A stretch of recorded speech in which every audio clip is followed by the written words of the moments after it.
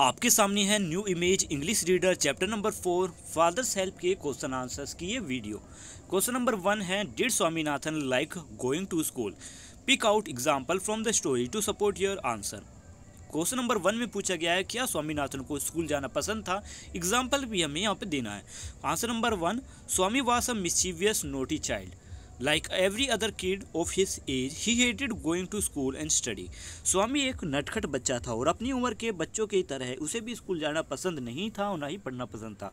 Swami's father, being a very strict and disciplined person, did not encourage Swami's act of giving excuses for not going to school. स्वामी के पिता बहुत ज़्यादा strict थे और discipline person थे। वो बिल्कुल भी मौका नहीं देना चाहते थे स्वामी को कि वो किसी तरीके के बहाने बनाए स्कूल ना जाने की। This made Swami more egoistic about not wanting to go to school. इस वजह से स्वामी बिल्कुल भी स्कूल नहीं जाना चाहता था इन वजहों से। Question number 2, what was the difference between Swaminathan's mother and father's reaction towards his हेडेज?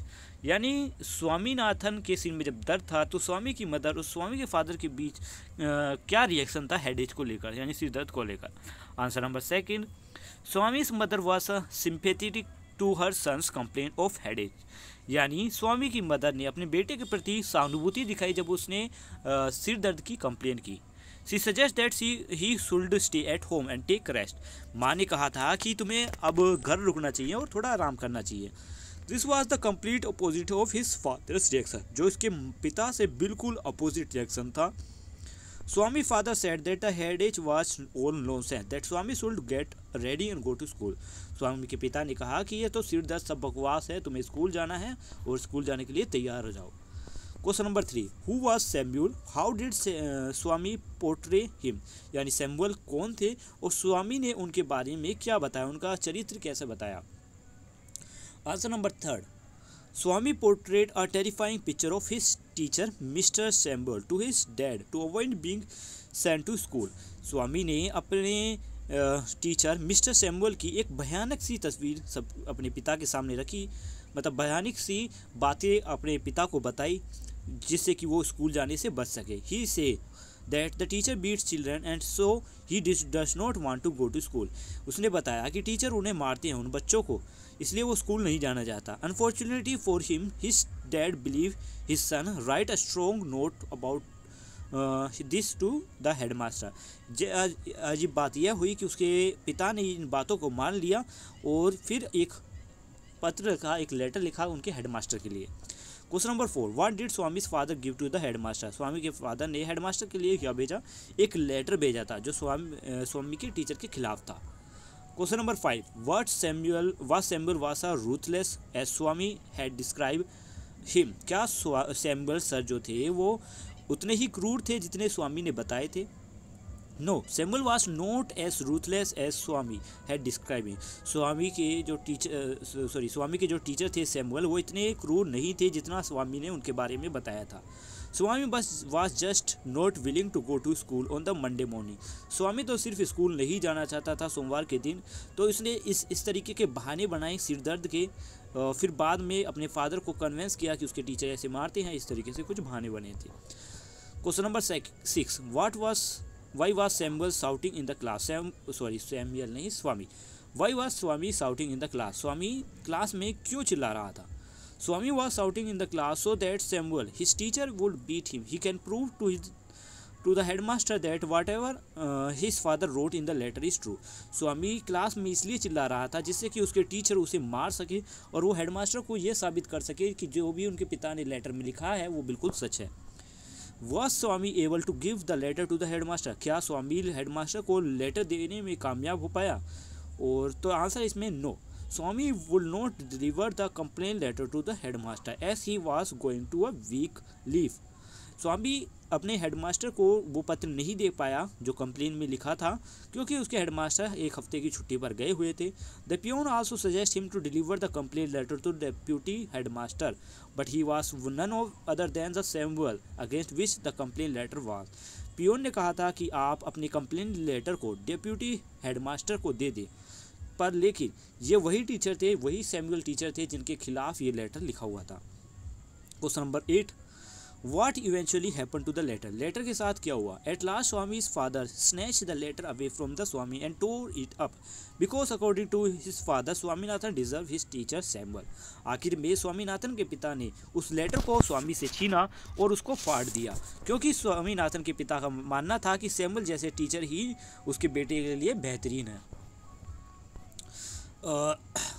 अब आते हैं answer number 2। Answer this question के मतलब फर्स्ट इसमें लाइनें बताई गई हैं, फिर पूछा गया है किसने कहा, किस लिए कहा, इस तरह के क्वेश्चन।